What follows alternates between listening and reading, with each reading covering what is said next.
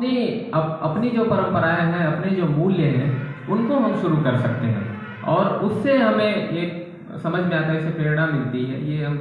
जान पाते हैं कि हमारी परंपराएं कितनी समृद्ध हैं। और पहले की जो बुद्धिज्म की परंपरा है और ये सब जो परंपराएं हैं, वो सब उन सबको अगर हम अपनाएं तो ये एक नए तरह की शुरुआत हम कर सकते हैं और इसको पूरी दुनिया भर में इसको फैला सकते हैं और सब लोग ये जान सकते हैं। जैसे हिंदू का कैलेंडर है, हिंदू नववर्ष जब मनाया जाता है तो बड़ी धूमधाम से उसको मनाते हैं लोग और एक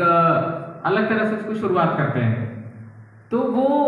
हम आज भी सारे त्यौहार, तीज जितना हिंदू धर्म का मनाया जाता है वो सब उसी के हिसाब से मनाया जाता है, उसी कैलेंडर के हिसाब से मनाया जाता है। बहुत कम ऐसे त्यौहार हैं जो दूसरे कैलेंडर के, ईसाई कैलेंडर से मनाए जाते हैं, बाकी सारे त्यौहार उन्हीं कैलेंडर से मनाए जाते हैं। तो दुनिया भर में जितने भी त्यौहार हैं, जितने भी उनके अपने रिचुअल्स हैं एक तरह के, वो सारे उनकी अपनी पद्धति से मनाए जाते हैं, अपने कैलेंडर के हिसाब से मनाते हैं लोग। और अपनी एक उनकी, भले इस कैलेंडर से जो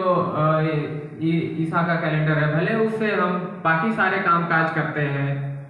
रोज की दिनचर्या उससे करते हैं, लेकिन बाकी जो अपने रिचुअल्स है, अपने जो सांस्कृतिक कार्यक्रम है, वो सब कुछ हम अपने कैलेंडर से करते हैं। पूरी दुनिया भर में ऐसा होता है, सब लोग ऐसा करते हैं, सारे समाज, दुनिया भर के सारे समाज ऐसा करते हैं। तो ये कैलेंडरों का महत्व है कि हमारे भीतर अभी भी वो चीजें बनी हुई है, अभी भी पड़ी हुई है वो भीतर कहीं ना कहीं। तो वो हमारी सांस्कृतिक पहचान भीतर कहीं ना कहीं छुपी हुई है, सबके भीतर है वो।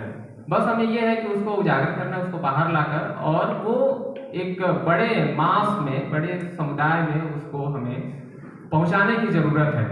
कि हम कैसे बाकी लोगों को बताएं कि इस कैलेंडर का महत्व कितना है, इन सब चीज़ों का महत्व कितना है, इन तिथियों का महत्व क्या है, क्यों ऐसा होता है, बुद्ध ने हर बार क्यों एक ही तिथि, या बाबा साहब अम्बेडकर ने हर बार क्यों उन तिथियों का, और उन तिथियों के बारे में भी वो बताते थे कि जब उन्होंने बौद्ध धर्म अपनाया तो क्यों उन्होंने 1956 में क्यों उन्होंने उसी तिथि का वो किया, उसी तिथि को क्यों उन्होंने तय किया कि हम इसी दिन अपनाएंगे। उनका सबका एक तार्किक जवाब था हर चीज का। इसी तरह बुद्ध का भी है, हर चीज का एक तार्किक जवाब था कि क्यों ऐसा हुआ, क्यों हम ऐसा करते हैं, क्यों ऐसा होता है। तो सब एक साइंटिफिक तरीके से होता है। और ये भी हम अगर इसको अपनाते हैं, इस कैलेंडर को अपनाते हैं, और जैसा कि हमें चाहिए कि हम इस कैलेंडरों को अपनाएं और इसको माने, तो